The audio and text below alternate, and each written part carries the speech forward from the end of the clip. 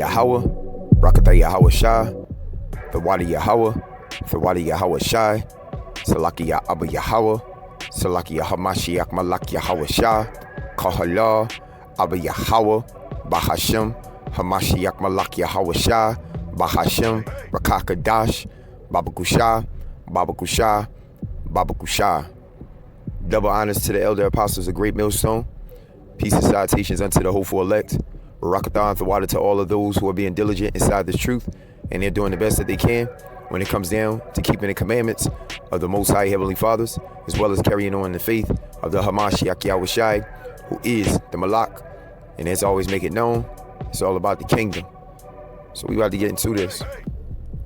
So you can see it says 9 white Ukraine refugees sent to detention centers, right? So those who are not Edomites, right? Let's just say 9 Edomites, right? Or who are refugees are sent to detention centers, right? Let me pull a witness out before I play that video. You know, I'm going to the book of Obadiah, chapter 1. And, in fact, I'm going to start at verse 1 and 2, right? He said, the vision of Obadiah, thus saith the Lord God concerning Edom. Edom, Esau, the so-called white man, you know, or woman, all right? But primarily the so-called white man, because he's the head of that body, right? We have heard a rumor from the Lord, right? A rumor from Yahweh Bashem Yahweh Shai. And an ambassador is sent among the heathen, you see? Arise ye, and let us rise up against her in battle. Verse 2, this is the punch. Behold, I have made thee small among the heathen. Thou art greatly despised.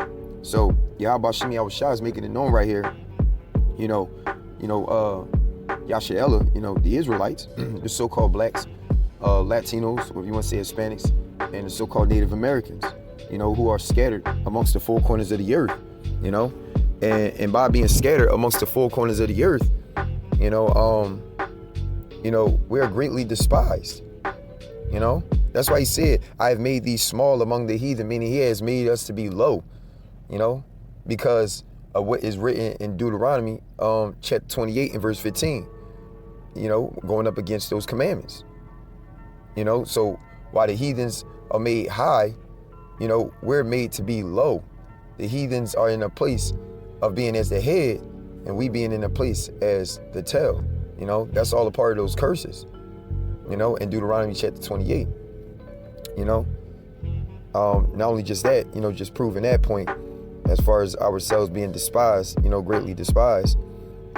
And let me go into Job 9 and 24. All right. It say, the earth is given into the hand of the wicked. He covered the faces of the judges thereof. If not, where and who is he?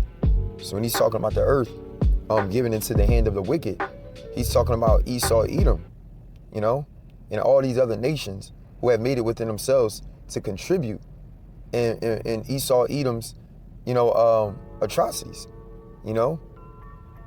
And, when you look at that as in what you see today, this is why everything on the land is polluted.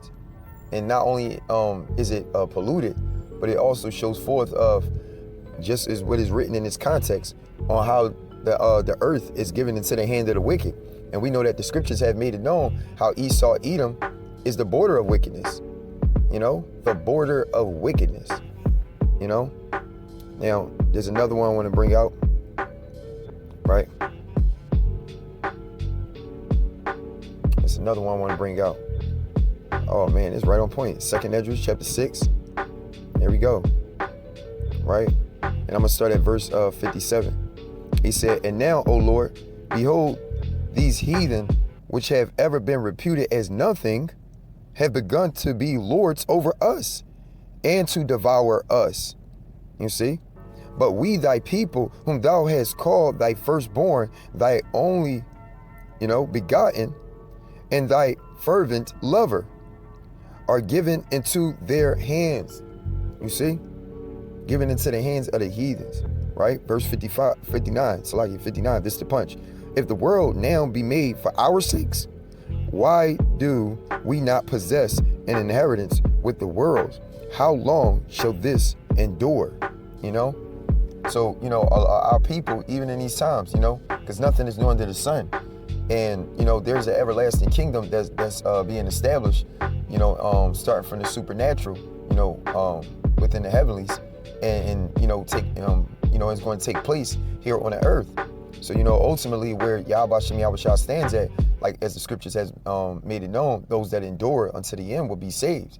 So what are we enduring? We're enduring the trials and the tribulations. We're enduring the times and what we are resting at in the midst of this captivity. You know, we got to put up with Jake. We got to put up with, you know, with so much, even when it comes down to, you know, Sleazy E, you know, and the things that he do, you know, the things that he passes, such as certain bills, you know, things that amounts to, you know, as far as furthering the afflictions that are set upon the Israelites, you know, furthering the afflictions amongst Yashaela, man. And that's where he stands at, you know? So. There's a new report released that found that dozens of non-white Ukrainian residents who fled the conflict are now being held in long-term detention facilities in Poland and Estonia. Yeah, and some of them are being held 3 weeks or more. Here's a picture of what those detention camps are looking like. They're not pretty at all. And that photo comes to us courtesy of a joint investigation conducted by Lighthouse Reports, Independent UK, and other journalism outlets. And the experiences in these camps, they're being documented and they are harrowing. What we know is that one of the students said that they were stopped by officials as they crossed the border and were given no choice but to sign a document they did not understand before they were then taken to the camp. They did not know how long they'd be held there. There's a 29-year-old black man from Nigeria who was studying in Ukraine before fleeing, and he said this. He says his phone was confiscated by Polish border guards, and he was given no option but to sign a form he did not understand. It was written in Polish. I didn't know what I was signing. I said I wouldn't sign, but they insisted I sign it, and that if not, I would go to jail for 5 months. The student said he was then taken to court where there was no interpreter to translate what was being said so that he could understand, and then taken to a detention center in a small village in what I believe is Lesnalio. Now, there's another student as well who described their ordeal right now, and they described that to an activist. He had said, my mental health, I'm just scared. We escaped Ukraine. It was very, very horrible experience. And you know, it's the most biggest risk of my life. Now we are under detention. At the beginning, I thought I was being kidnapped. This really shakes me to the core, thinking these individuals who are fleeing conflict and a war that they had nothing to do with at all, and as a result of the color of their skin, they are not being treated like everyone else. In fact, they are being put in these detention camps, feeling like they're being kidnapped, not getting the information that they need, and also not having access to the outside world. Apparently, it's been said that they could submit or they could send emails to communicate, but that's not even consistent. This is very, very upsetting. And also, we know that this is going on despite an EU protection directive that was issued on March 4th. And it stated that any kind of third country national studying or working, living in Ukraine should be admitted to the EU temporarily on humanitarian grounds. And this directive also is supposed to help refugees fleeing the invasion to stay in whatever country they end up in for at least a year and to have access to education as well as to work while they're there.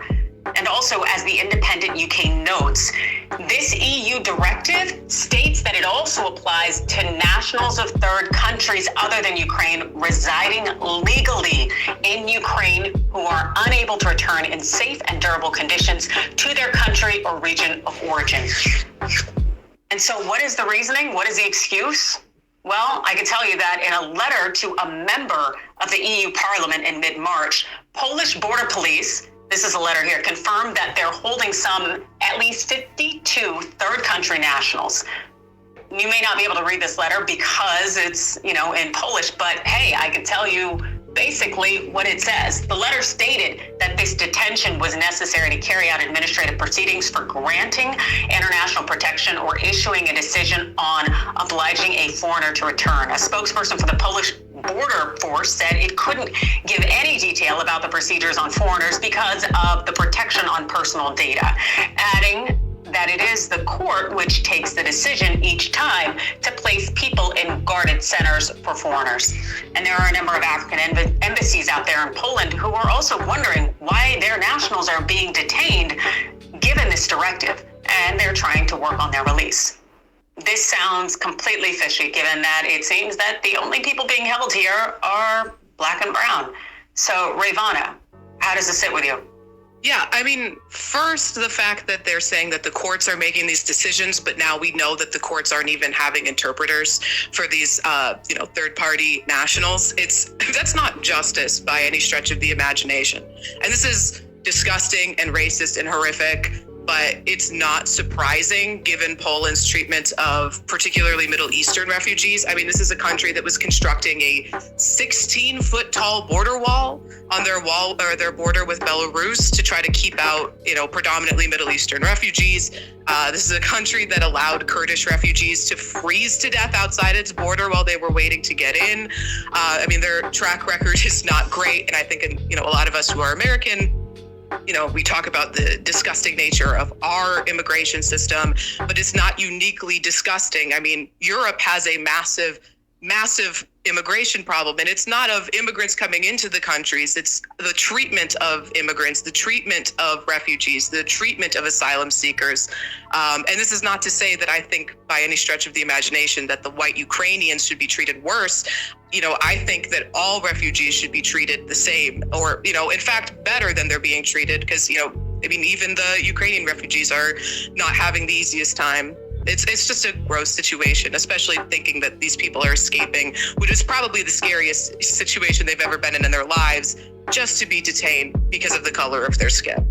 Yeah, it just really shows us that anti-Blackness, it's something that's universal. It doesn't matter. It crosses borders. It crosses languages. This thought that you are less deserving of humanity and equal fare, just basic treatment as a human being simply because you have a higher melanin count than others.